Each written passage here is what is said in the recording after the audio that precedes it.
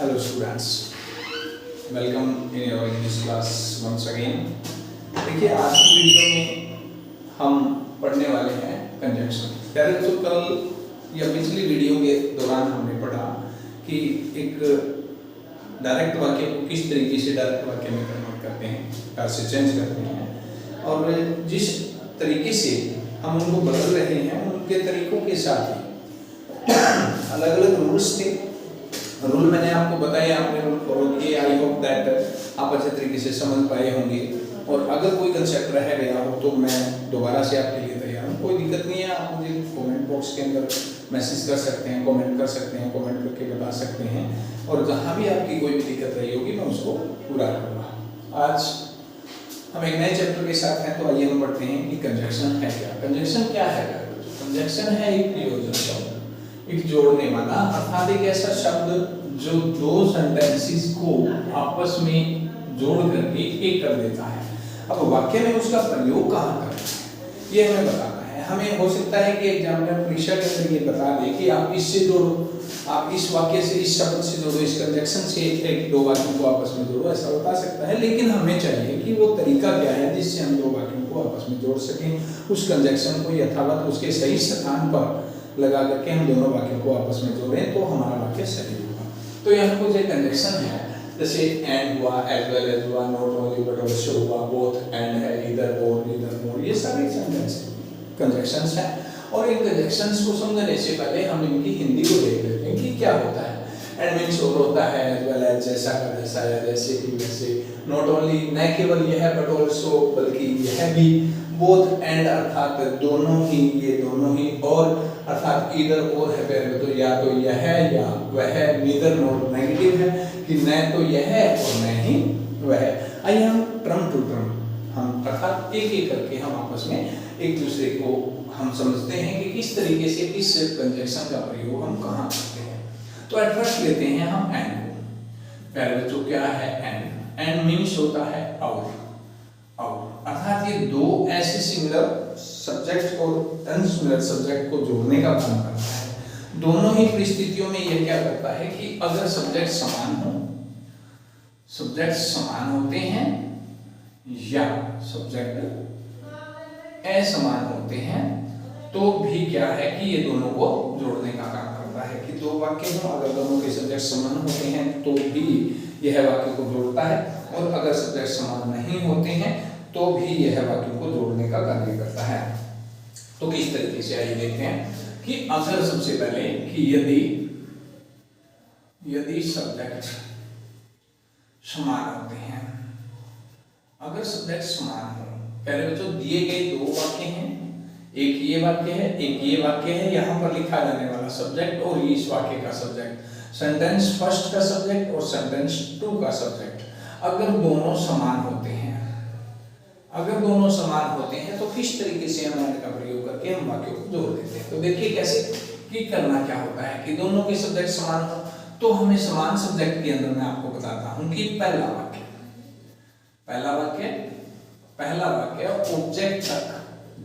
Object तक पूरा लिखो, पूरा लिखकर एंड लगा दो, एंड लगाओ। पहला काम ये है कि पहले वाक्य को ऑब्जेक्ट तक पूरा लिखना है, पूरा लिख करके हमें एंड लगा देना है, पूरा लिखने के बाद एंड लगाना है। और दूसरा वाक्य, दूसरे वाक्य का ऑब्जेक्ट लिख दो, ऑब्जेक्ट लिख दो। अर्थात कहने का मतलब क्या है कि जहां तक समानता है, वाक्य में समानता होती है वहां तक छोड़ दो, वहां तक छोड़ के और वाक्य को पूरा कर दो। लाइक जैसे मैं बात करूं कि एग्जांपल दूं मैं आपको कि राम इज प्लेइंग फुटबॉल और he is playing kho kho. जैसे मैंने ये सेंटेंस लिखे, पहले तो मैं इसको सेंटेंस एक का नाम दे दूं, एक को सेंटेंस टू का नाम दे दूं। ये सेंटेंस फर्स्ट है, ये सेंटेंस टू है। तो क्या करें कि यहाँ सब्जेक्ट कौन है? राम। दूसरी ओर ही अर्थात ये राम का ही एक प्रोनाउन है, ये राम का ही एक प्रोनाउन है, इसीलिए दोनों सेम है। तो क्या करें कि बताया गया कि सेंटेंस एक लास्ट तक लिखते हुए उसके बाद एंड और उसके बाद वाक्य सेकंड सेंटेंस का ऑब्जेक्ट, ये एक फॉर्मूला समझो। इस फॉर्मूले के साथ ही हम क्या कर देंगे, वाक्य को जोड़ देंगे। तो पहला सेंटेंस क्या है कि राम इज प्लेइंग फुटबॉल, तो हम लिखेंगे कि राम इज प्लेइंग फुटबॉल, पूरा लिखा। उसके बाद कहता है एंड लगाओ, उसके बाद लगाया हमने एंड। उसके बाद क्या करें कि जहां तक वाक्य सिमिलर है तो ये वाक्य सेम है, इज प्लेइंग तक सेम है, बचा क्या ऑब्जेक्ट बचा दूसरे वाक्य का, तो हम लिख देंगे खो खो, कि Ram is playing football and kho kho. इस तरीके से ये वाक्य एंड हुआ। और दूसरी स्थिति क्या है कि अगर सब्जेक्ट असमान हो तो क्या होता है मेरे बच्चों कि अगर असमानता हो, असमान हो, सब्जेक्ट असमान हो तो क्या करें, तो हमें करना है कि मैं फॉर्मूला दे देता हूं आपको कि सेंटेंस फर्स्ट का सब्जेक्ट, अर्थात इसको मैं यूं भी लिख सकता हूं कि सब्जेक्ट फर्स्ट, अर्थात ये फर्स्ट का मतलब है पहले वाक्य का सब्जेक्ट, कि plus and plus sentence two का सब्जेक्ट, अर्थात इसको मैं सब्जेक्ट टू भी नाम लिख सकते हैं आप अगर ऐसा चाहते हैं तो शॉर्ट और हो जाएगा, plus helping verb plus sentence, या हिंदी में लिख दूं कि शेष वाक्य, इस तरीके से। अर्थात क्या होगा कि अब मुद्दा कहां है, अब मेन आपको ध्यान कहां रखना है। सब्जेक्ट आप जोड़ देते हैं, जुड़ जाएगा एंड से, लेकिन आपको विशेष ध्यान कहां देना है, विशेष ध्यान देना है पहले जो हेल्पिंग वर्ब पर, कि हेल्पिंग वर्ब पर क्या ध्यान देना है कि हेल्पिंग वर्ब जो भी दी हुई हो लेकिन अपने को जोड़ते समय प्लूरल लगानी है, प्लूरल हेल्पिंग वर्ब लगानी है। जैसे वाज एक सिंपल है, सिंगुलर है, तो इसका प्लूरल क्या है, वा। जैसे इज सिंगुलर है तो इज का प्लूरल क्या है, आर, ठीक है ना। जैसे हैज सिंगुलर है और क्या है, हैव, इस तरीके से।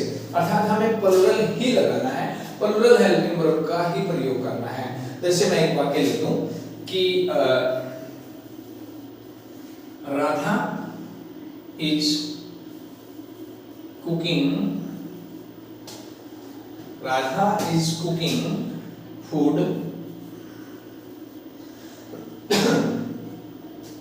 राधा इज कुकिंग फूड, और मैं कह दूं कि वाक्य लिख देता हूं कि Mohini is cooking food.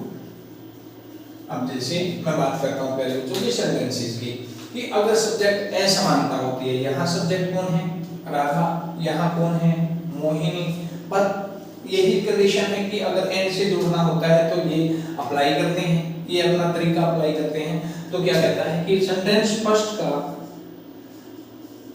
Subject Radha, उसके बाद हमें लगाना है एंड, हम लगा देते हैं एंड, और सेंटेंस टू का सब्जेक्ट अर्थात कौन है, मोहिनी,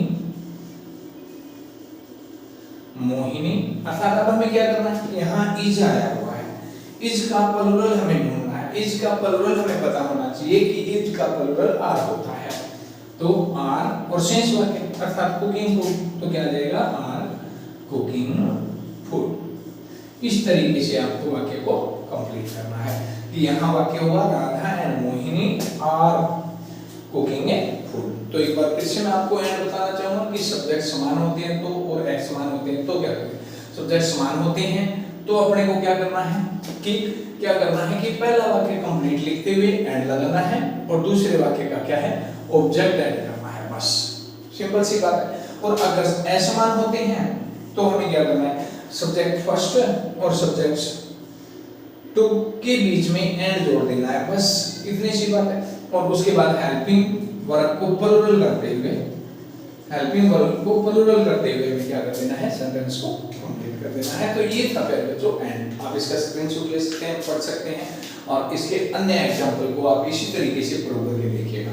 इसके बाद अगला आगे बढ़ते हैं।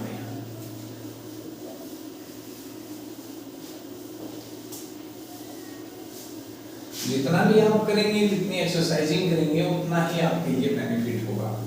कोई भी दिक्कत आ रही हो तो उसको हम आप बताइए, बताने के बाद मैं इसको कंसेप्ट को क्लियर करूंगा। जैसे देखिएगा, दूसरा है एज वेल एज। क्या है? As well as.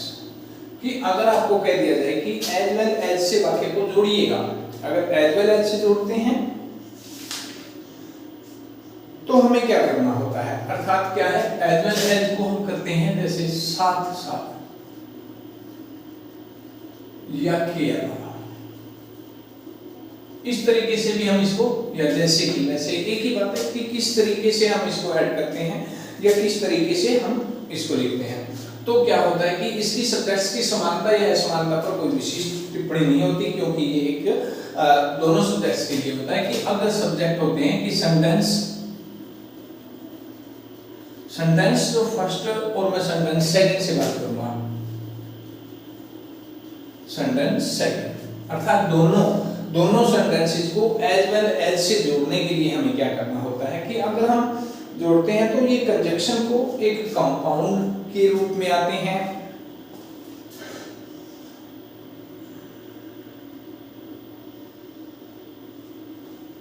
तो क्या करते हैं कि इसको जोड़ने के लिए कि सबसे पहले सब्जेक्ट 1 लिख दूं। मैंने आपको पिछले भी बताया था कि ये सेंटेंस फर्स्ट का सब्जेक्ट होता है और उसके बाद एज वेल एज जोड़ना है, एज वेल एज जोड़ना है। उसके बाद आपको सेंटेंस सब्जेक्ट 2 जो मैंने आपको बताया था कि दूसरे सेंटेंस का सब्जेक्ट होता है वो जोड़ना है, और उसके बाद शेष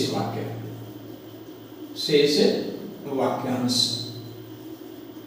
अर्थात शेष वाक्यांश को हम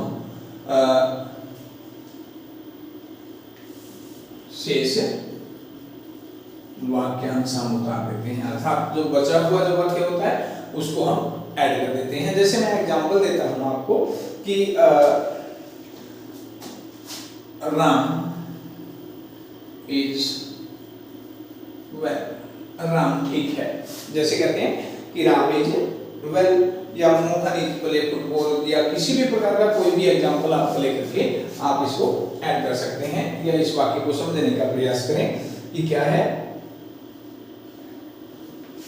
कि राम इज वेल, और यूं लिख देता हूं कि मोहन इज वेल, या एक सेंटेंस और ऐड करता हूं। जैसे देखिएगा कि she came to see us, she came to see us, और यूं कह दूं कि her brother is, his brother come to see us, अर्थात his brother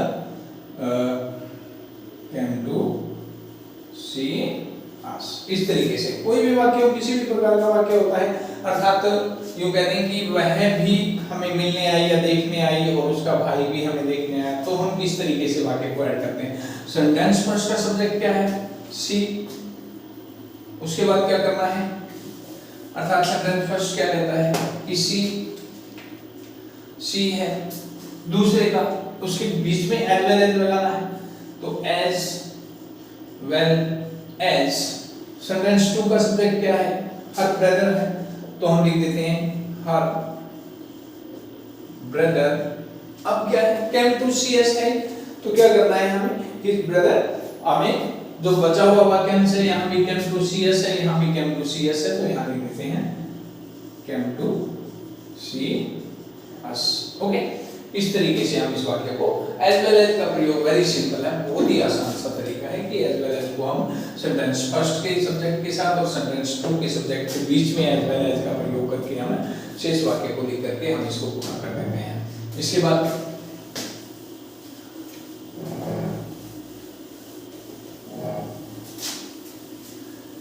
देखिएगा लिखा हुआ है not only but also, not only but also. Not only but also के साथ भी जो सब्जेक्ट की समानता, सब्जेक्ट समान होना, सब्जेक्ट समान और सब्जेक्ट असमान, सब्जेक्ट समान और सब्जेक्ट असमान, दोनों ही कंडीशंस के अंदर इसको आप अप्लाई कर सकते हैं।